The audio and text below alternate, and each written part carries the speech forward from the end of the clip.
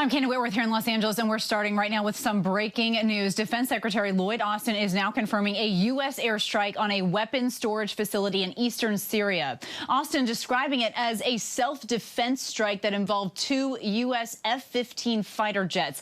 This comes as a U.S. defense official has also confirmed that a U.S. military drone was shot down near Yemen by Houthi forces. This comes, as you know, amid extremely high tensions in that region, given the Israel-Hamas conflict and the concerns that this conflict could broaden into other parts of the Middle East and beyond. Previous escalations by the Houthis include launching missiles toward Israel. And just last month, a U.S. destroyer brought down 4 cruise missiles and 15 drones that the Houthis had aimed right at Israel. So, Louis, let's start here with you. What more do we know about this strike here that has been described as a self-defense strike on a facility there in eastern Syria? And, Louis, it is my understanding this is used by Iran's Islamic Revolutionary Guard? That's right, Kana. Lots of activity here over the last couple of hours, and we're talking about airstrikes targeting these Iranian-backed groups inside of Iraq and inside of Syria that have been the ones responsible for these attacks on U.S. bases inside of Iraq and Syria. The United States is calling these as self-defense strikes because that is the purpose of these. These are strikes in order to defend American forces. In other words, the message here is to these groups that are backed by Iran: if you strike against us, we will have that inherent right of self-defense, and we will target you. That's why they are using the terminology of self-defense. So far, we are talking about 40 incidents over the last 3 weeks that have taken place as these militias have launched missiles and drones at American facilities inside of Iraq and Syria. And half of that number have occurred since the first retaliatory airstrike, which happened on October 26th. So a lot of activity in the last 2 weeks has taken place at those facilities in the United States. That's why they decided to undertake these retaliatory airstrikes. So we understand were taken by F-15 aircraft that dropped bombs on this one weapon storage facility used by these Iranian-backed militias. Of course, a lot of activity means potentially what happens next. That's something that remains to be seen exactly as moving forward.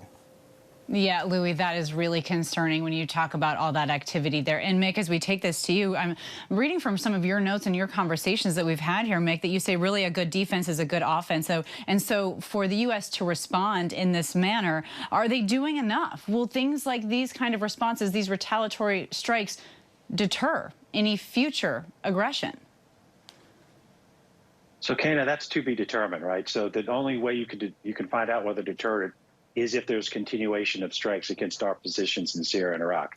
And as Louis mentioned, we've seen 38 attacks against us in less than a month. So this is something that I thought was inevitable, and it might only just increase as it goes forward. We saw the Ohio-class submarine is now en route to the area. There's 154 cruise missiles on one submarine, and those are very, very effective against targets like this. So that is where we could go next. But I do agree this is self-defense for 2 reasons. It retaliates for attacks against us, but it also hits the storage facilities where the weapons that they might be using to attack our bases are stored. So I could see this certainly would have been what's needed now for the retaliation because of all these attacks. All right, Mick. And Louis, now let's talk about this Reaper drone. The U.S. is confirming here that a U.S. military Reaper drone was shot down near Yemen earlier today by the Houthis. So what's the latest on that? The latest on that, Kana, is that U.S. officials telling us that this was an MQ-9 Reaper drone that was flying near Yemen and that a Houthi missile brought it down. A very significant incident, regardless of the timing. But you have to look at it through the filter of what's going on between Israel and Hamas right now. And we've talked about how U.S. officials don't want this conflict to expand beyond Israel and Hamas. The message has been to Iran. Obviously, the Houthis are backed by Iran as well. And you mentioned earlier in the intro there, we're talking about the Houthis have not been shy about launching weapons at Israel already over the last 2 weeks. That's something that they've demonstrated. Now, they're actually involving the United States. The question then becomes, how does the United States respond to this?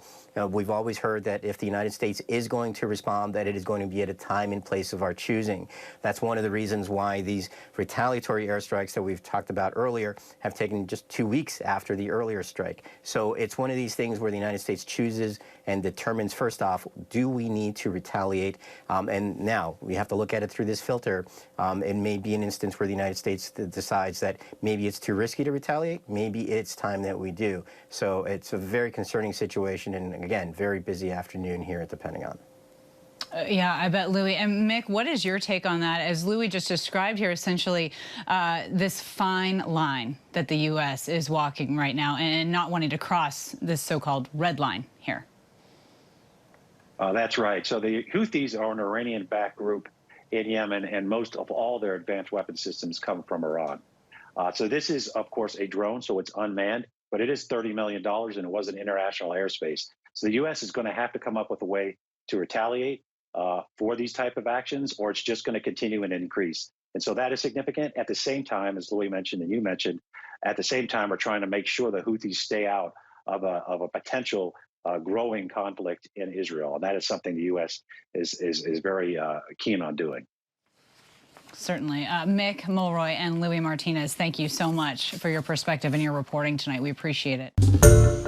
Hi, everyone. George Stephanopoulos here. Thanks for checking out the ABC News YouTube channel. If you'd like to get more videos, show highlights, and watch live event coverage, click on the right over here to subscribe to our channel. And don't forget to download the ABC News app for breaking news alerts. Thanks for watching.